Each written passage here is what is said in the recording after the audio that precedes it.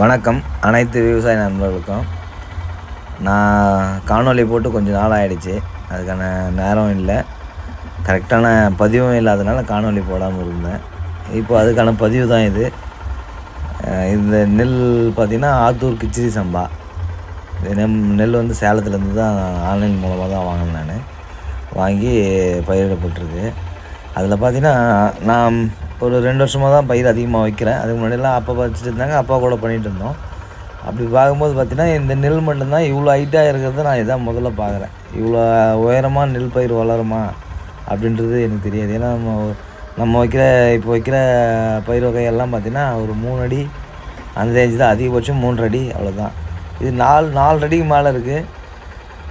பயிர் வச்சு 4 மாதத்துக்கு மேலே 4 மாதத்துக்கு கிட்டத்தட்ட ஆகிடுச்சு. இப்போ தான் கதிர் வருது. இதுக்கப்புறம் தான் பால் ஏறி இன்னும் அறுவடைக்கு எப்படி பார்த்தாலும் ஒரு 1.5 மாதம் 2 மாதம் கிட்ட ஆகும் பொழுது. இந்த ஆத்தூர் கிச்சிரி சம்பா பார்த்திங்கன்னா இயற்கை முறையில் தான் பண்ணியிருக்கோம். நம்ம இது எந்த ஒரு ரசாயனம் ரொம்ப போடப்படல, இது வரைக்கும் கிடையாது. ரசாயனமும் அடிக்கலை நம்ம.